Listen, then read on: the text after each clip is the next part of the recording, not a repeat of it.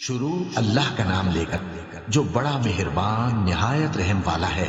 کیا تم خیال کرتے ہو کہ غار اور لوح والے ہماری نشانیوں میں سے عجیب تھے؟ جب وہ نوجوان غار میں جا رہے تو کہنے لگے کہ اے ہمارے پروردگار، ہم پر اپنے ہاں سے رحمت نازل فرما اور ہمارے کام میں درستی کے سامان مہیا کر۔ تو ہم نے غار میں کئی سال تک ان کے کانوں پر نیند کا پردہ ڈالے رکھا، یعنی ان کو سلائے رکھا۔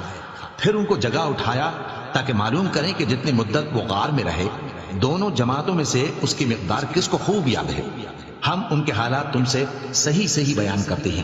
وہ کئی نوجوان تھے جو اپنے پروردگار پر ایمان لائے تھے، اور ہم نے ان کو اور زیادہ ہدایت دی تھی اور ان کے دلوں کو مربوط یعنی مضبوط کر دیا۔ جب وہ اٹھ کھڑے ہوئے تو کہنے لگے کہ ہمارا پروردگار آسمانوں اور زمین کا مالک ہے، ہم اس کے سوا کسی کو معبود سمجھ کر نہ پکاریں گے۔ اگر ایسا کیا تو اس وقت ہم نے بے عقلی کی بات کی۔ ان ہماری قوم کے لوگوں نے اس کے سوا اور معبود بنا رکھے ہیں، بھلا یہ ان کے معبود ہونے پر کوئی کھلی دلیل کیوں نہیں لاتے؟ تو اس سے زیادہ کون ظالم ہے جو اللہ پر جھوٹ باندھے؟ اور جب تم نے ان مشرکوں سے اور جن کی یہ اللہ کے سوا عبادت کرتے ہیں ان سے کنارہ کر لیا ہے تو غار میں چل رہو، تمہارا پروردگار تمہارے لیے اپنی رحمت وسیع کر دے گا اور تمہارے کاموں میں آسانی کے سامان مہیا کرے گا۔ اور جب سورج نکلے تو تم دیکھو کہ دھوپ ان کے غار سے داہنی طرف سمٹ جائے، اور جب غروب ہو تو ان سے بائیں طرف کترا جائے، اور وہ اس غار کے کشادہ حصے میں تھے۔ یہ اللہ کی نشانیوں میں سے ہیں، جس کو اللہ ہدایت دے وہ ہدایت یاب ہے، اور جس کو گمراہ رہنے دے تو تم اس کے لیے کوئی دوست راہ بتانے والا نہ پاؤ گے۔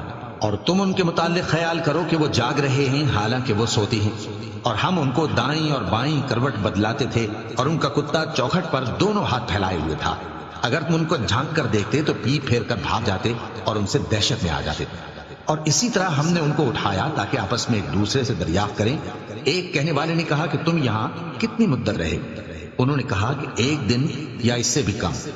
انہوں نے کہا کہ جتنی مدت تم رہے ہو تمہارا پروردگار ہی اس کو خوب جانتا ہے۔ تو اپنے میں سے کسی کو یہ روپیہ دے کر شہر بھیجو، وہ دیکھے کہ نفیس کھانا کون سا ہے تو اس میں سے کھانا لے آئے، اور احتیاط سے آئے جائے اور تمہارا حال کسی کو نہ بتائے۔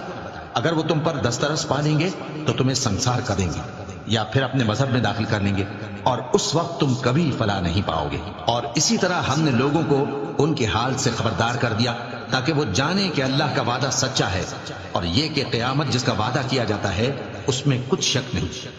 اس وقت لوگ ان کے بارے میں باہم جھگڑنے لگے اور کہنے لگے کہ ان کے غار پر عمارت بنا دو۔ ان کا پروردگار ان کے حال سے خوب واقف ہے۔ جو لوگ ان کے معاملے میں غلبہ رکھتے تھے وہ کہنے لگے کہ ہم ان کے غار پر مسجد بنائیں گے۔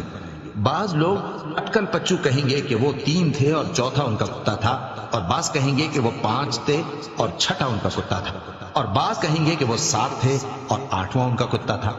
کہہ دو کہ میرا پروردگار ہی ان کے شمار سے خوب واقف ہے، ان کو جانتے بھی ہیں تو تھوڑے ہی لوگ جانتے ہیں۔ تو تم ان کے معاملے میں بحث نہ کرنا مگر سرسری سی بحث، اور نہ ان کے بارے میں ان میں سے کسی سے کچھ دریافت ہی کرنا، اور کسی کام کی نسبت نہ کہنا کہ میں اسے کل کر دوں گا، مگر انشاءاللہ کہہ کر، یعنی اگر اللہ چاہے تو کر دوں گا۔